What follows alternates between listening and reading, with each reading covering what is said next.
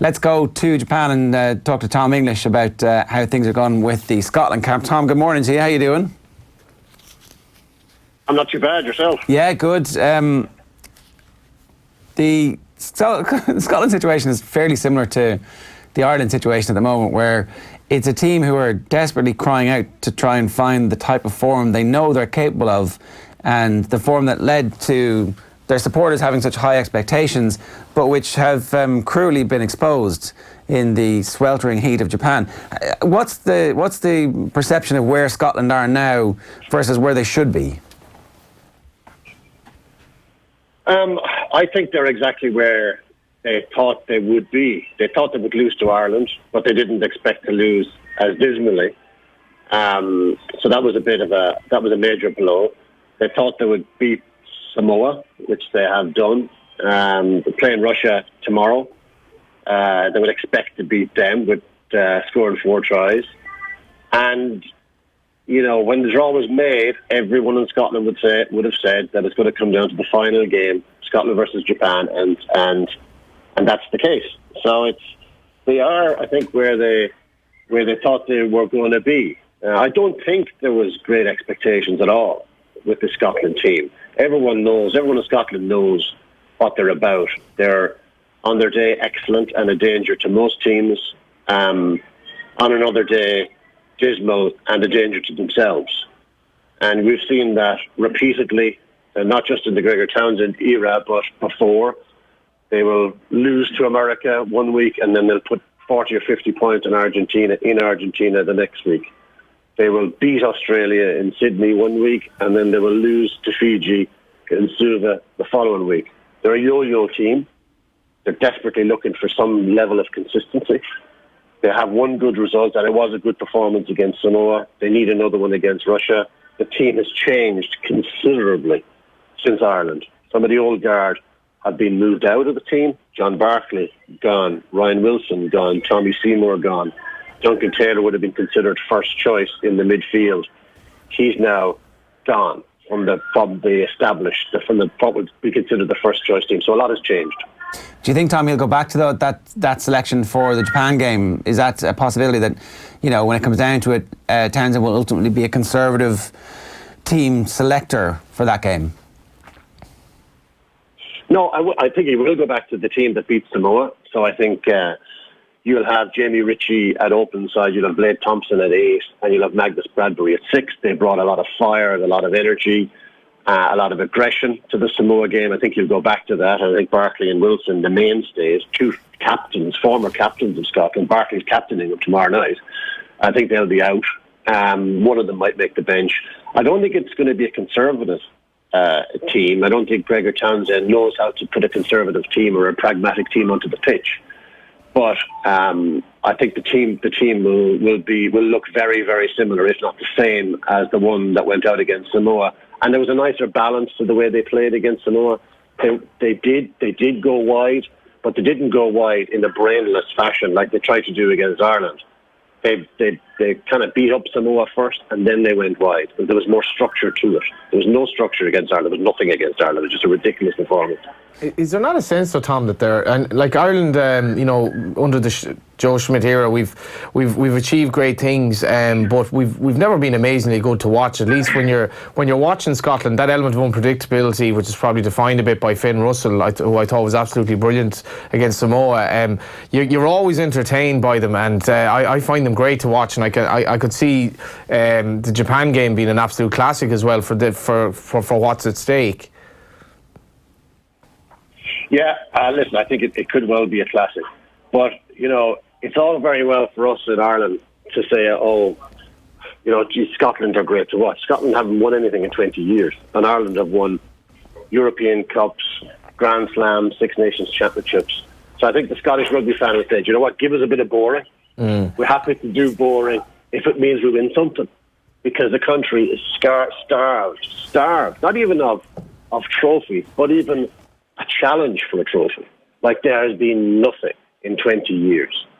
So there is in Scotland an excitement when Scotland play well, like they're capable of playing for sure.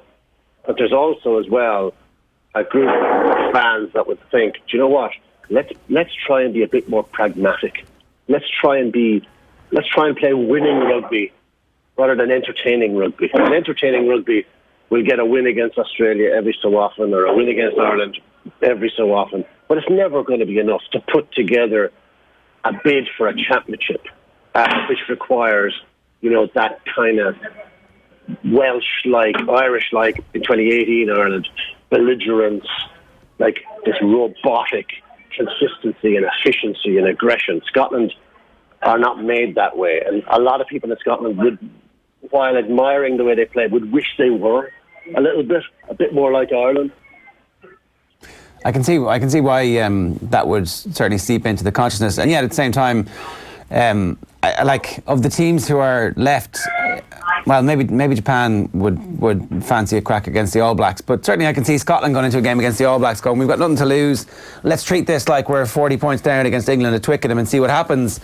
And lo and behold, that second half performance could be there. Like, I know it's completely ridiculous to talk like that in advance of a game against the All Blacks if you're Scotland, but for the teams who are left in the group, Ireland, Japan and effectively Scotland, of the three of them, the opportunity to pull off a shock victory, I mean, I would be the least surprised if Scotland were able to put it up to them on their day. And I know that sounds ridiculous to say, but at the same time, there's the bones of some sense there.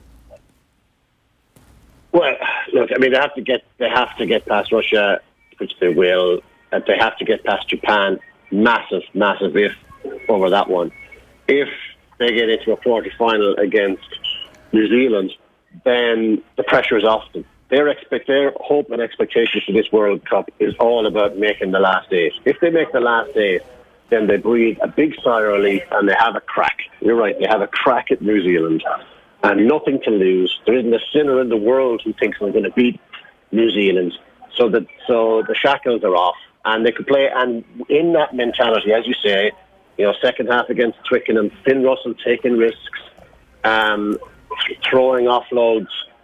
If all of those come off against New Zealand, like, you never know. You probably do know, actually, they're going to lose. but we may as well dream here in this coffee house in Hamamatsu than dream in bed tonight. Is it possible that Scotland could do it? Anything is possible. I think they could give New Zealand a rattle on their absolute best day. Finn Russell playing like Finn Russell, Stuart Hogg shooting the lights out, everything clicking. They might give them a rattle, but they have to do the business against Russia and Japan first. And that Japan game, as you say, is going to be just stratospheric. Where are they, Tom, on Gregor Townsend? Because you can see the team is very much kind of in the mould of him. Has it reached a plateau now in terms of maybe not being, as you say, pragmatic enough and efficient enough to kind of reach the potential that Scotland have? And what's the narrative in the media behind Gregor Townsend at this stage?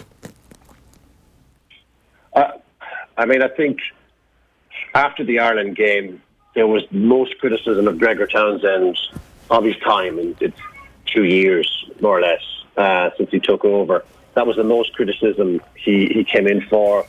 There was a lot of people back in Scotland saying, do you know what, we made a major mistake here by getting rid of Vern Cotter. Vern Cotter was that pragmatic coach. He was making progress in toughening up the Scottish mindset, which was very, very weak against Ireland. And a lot of people said, well, we should have stuck with Vern Cotter because we'd be further down the road. Now, what we saw against Samoa was a more pragmatic Scotland. It was a more intelligent Scotland. It wasn't the Harem Harlem Globetrotters Scotland. There was a lot more to it. They kicked more against Samoa. They kicked them into the corner. They pinned them back. They put them under pressure. They built the scoreboard, and eventually they had the mental strength laid on in the game to get that fourth try.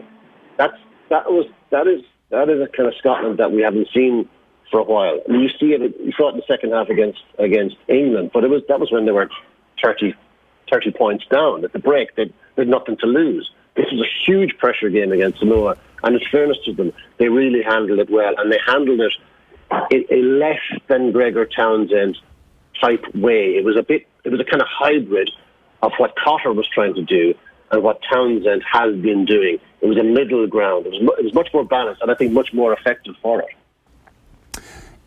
notwithstanding the fact that things have improved, he also was fairly forthright in press conferences this week when talking about Jakob Piper's decision to penalise the put into the scrum that led to the opportunity for Japan to score their bonus point try at the weekend. So already, and rightly so, pointing out to anybody who's involved in refereeing games this week that when it comes down to Scotland against Japan at the weekend, let's not all try and have the World Rugby facilities in favour any more of Japan than being the home team are.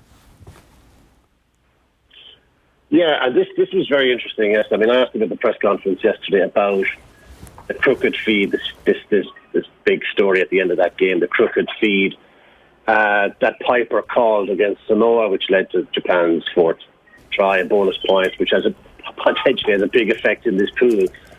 And Townsend normally, he's a guy that doesn't engage in controversy at all. He can see the question coming and he plays a straight bat. With this one, he embraced it. It was very unusual. He said it was an incredible call by Piper. And then I think he backed it up by saying an absolutely incredible call, that you never see this in the game, you never see it in the Six Nations or a World Cup. And then suddenly, in the dying minutes of a game involving the host nation, a crooked feed is called. Now, it was a kind of ... Make up your own mind about that, you know. So he was clearly irked by it, and he moved on. And he's saying that if Scotland failed to get out of the group, it's something to do with a crooked feed. It's to do with them. But he put it out there, and I was quite surprised that he answered it the way he did, because he normally doesn't go down that road. So he clearly wanted to make a point in that press conference yesterday. Which is actually of a piece with how Joe Schmidt has been dealing with stuff as well. After the Japan game, he made it known that there were incorrect decisions made, and you know, the type of stuff that you would assume is happening in the background that doesn't become public. Everybody's actually going, look, it's a World Cup. I'm going to get out there and do whatever it is that I have to do to try and win. Is it the right course of action, do you think, to be putting the pressure on the referees, especially if you're Scotland ahead of the game against Japan, knowing full well that Japan are definitely being refereed in a slightly more easy fashion than everybody else? Well, I think as a journalist, I think it's a great approach. A bit of honesty. It gives us a story. I'm all for that. Yeah, I don't see the problem with it. I think it was an honest answer. I think an awful lot of people were perplexed by that crooked feed. Okay, listen, it was a crooked feed. There's no doubt about it. And crooked feed plus maybe the crooked feed happened because they knew the hooker wasn't going to hook for the ball. So you know, could have been a double call on Piper's behalf there. But it's a very strange one at that stage of a game when crooked feeds, they're not policed anymore. Either police the thing or don't police the thing. You know, but don't police it once every 6 months or a year. You know, it's very, very odd. Didn't police it during the game. I don't know about Jakob Piper's policing of crooked feeds at scrums in his career, but I'd say it's the same as every other referee, i.e. they don't bother. Yeah. So why then? Well, because you need to give Japan a chance. That's where Townsend was coming from. Why then? Yeah, he's dead right. Before we let you go, Tom, what's your assessment of where Ireland are at the minute and their chances of getting out at this stage? I mean, all they've got to do is beat Samoa. You know, it should be fairly straightforward, right? Oh, yeah. I mean, you know, the team was obviously bursting with confidence, you know, playing flawless rugby. Listen, Samoa are sticky enough, but Samoa, they can't keep 15 men on the park, so that will make Ireland's job a bit easier. I think Ireland will get the job done, get into the quarterfinal. And look, I might be being a bit naive and a bit optimistic here, but I cannot believe that there isn't one big performance in Ireland. I can't believe that they're gone as a team. I would be surprised if they got into the quarterfinal and they went out meekly. That would really surprise me, because there's still class players in this side, in this squad. There has to be a performance in there. I'm not saying they're going to beat, if it's South Africa, I'm not saying they're going to beat them.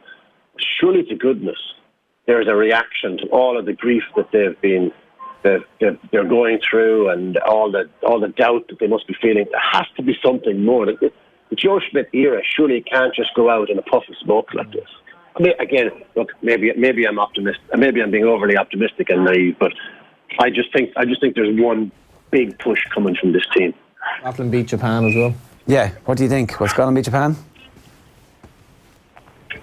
Do you know what? I was on Saturday in Kobe. I was interviewed by a Japanese TV station, and I said that Scotland would beat Japan. And I was on BBC Scotland yesterday, and I said that Japan would beat Scotland. So I'm all over the place. I'm about as consistent as Gregor Townsend's team. I'm up and down on this. I just don't know. I mean, it depends on what side of the bed I wake up on. I can definitely see a case for Scotland beating Japan, but I can also see a big case for Japan beating Scotland. It's very interesting. The bookmakers make Scotland favourites to win the game, but Japan favourites to go through to the quarterfinals. So the bookmakers don't believe that Scotland are going to win by 7 points, by more than 7 points. Yeah, because they're only slight favourites. If you put a gun to my head now, I would say right at this moment, I would say that Japan are going to win this game. Right. Well, look, it's a lot to look forward to. I think Scotland will win. It is interesting though because of the tightness of it. But I like the way Tom, he doesn't actually, he's not subordinate to his audience. So he tells the Japanese that Scotland are going to win, and he tells the Scots that Japan are going to win, which isn't usually the way us fawning journalists operate. But there you are. I'm just a disagreeable individual. Hey. Well, it was very agreeable of you to take our call this morning, Tom. Thanks a million. Take care. A pleasure. See you, lads. Good luck.